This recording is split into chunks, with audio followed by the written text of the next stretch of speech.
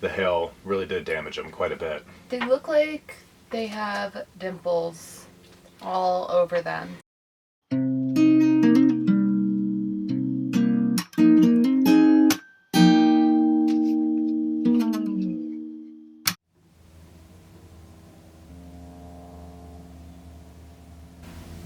Hi, babe. How's your mouth feel? It doesn't feel too bad, actually. Really? Mm-mm. That's surprising. I know. It just tastes a little irony in there. But it feels pretty good, actually. Yeah. What's the solar at? Could you check? Hey, Flurpy. Good morning. We're up, baby girl. Good morning.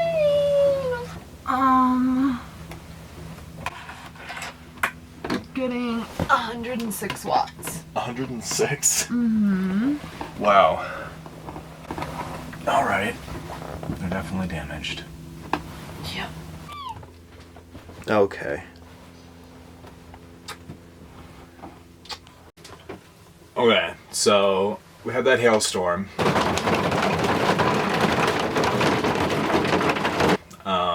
And we have 400 watts of solar on the roof. Not a cloud in the sky right now. The sun is blazing. We should be getting at least Like 250. 7:45.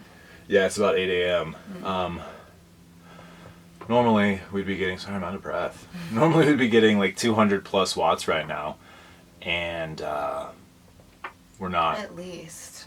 So we looked closer at the solar panels, and it turns out the hail really did damage them quite a bit. They look like they have dimples all over them. They are like wrinkly washboards.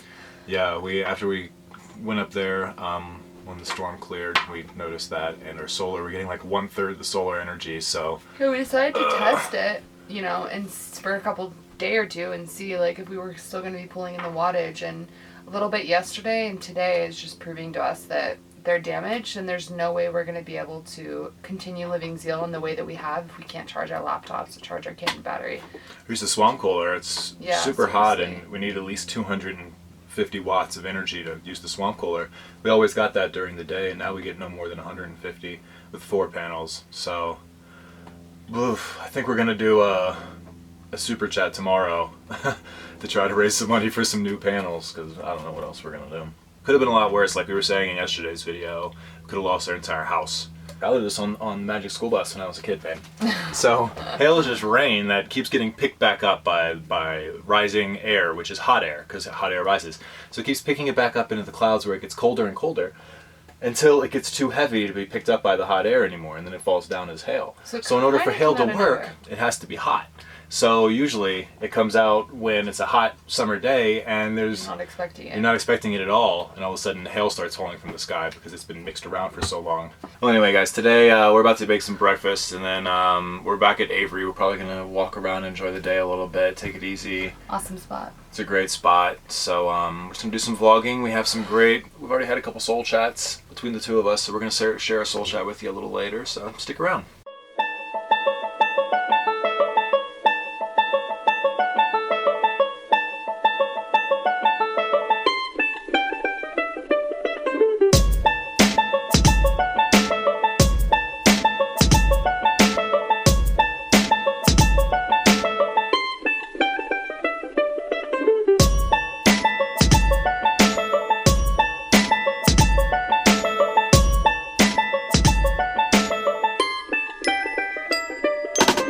Well, since the solar is terrible, I think we're just gonna hang out outside today and let it juice up the batteries in here.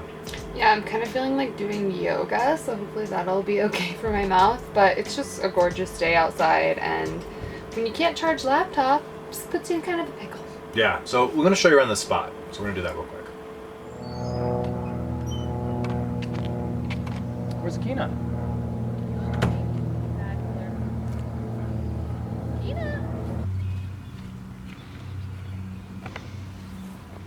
Come on, Fleetflaw. Is that a moth? Let's go over here with you because you need their company. I don't even know where she is now.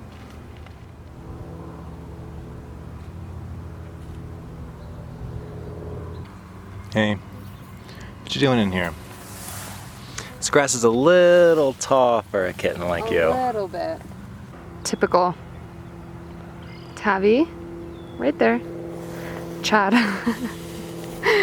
has to go get her. It's okay, I have my cat kitten shoes. Oh my gosh, we should be sponsors for those slippers. It seems to happen a lot. It sure does. But she looks super cute. Alright. Tina's going towards the woods. Okay. So. I was gonna say, let's all go back over here like yesterday. She knows when the camera's on. Oh, hell yeah, I got it. You don't know how many times I've been trying to catch that. Finally.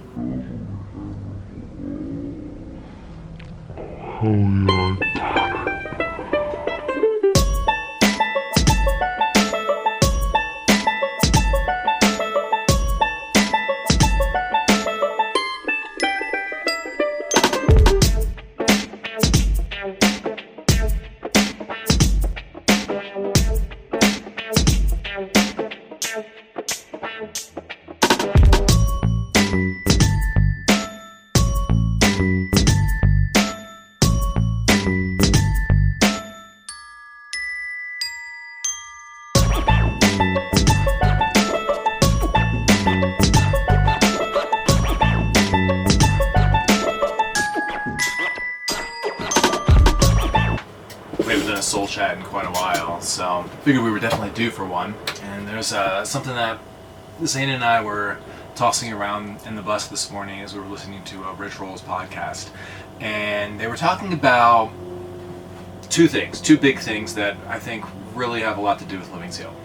And the first one is how do you sort of figure out what it is that you love to do, what it is that you're good at, and what it is that really, set your soul on fire. And then the second thing is like how to make that your life. And I don't know, I just want to talk about how that incorporated to my life, and starting this whole process in the 15 years that were before LivingZEAL that kind of got me to where I am now.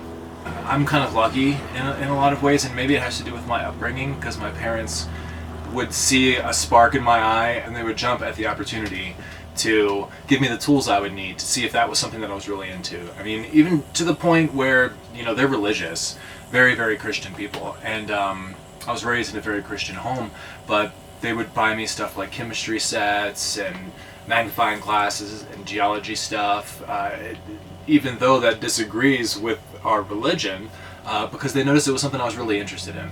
It seems like there's more truth in the statement that you are a product of your environment than I ever realized, now that I'm out of that environment and I can look back on it. For a long time I was under the impression that college and getting the job so that you can get the house, so that you can get into all this debt and you can do all this stuff on the weekends. I kind of thought that was the way to go. That's what the society I was in. I lived in Washington, D.C., where everything was very like you were a part of a cog in the machine, and you sort of were expected to operate on this wavelength. And now that I'm out of it, I look back on it and it's just like that's such a toxic place to be.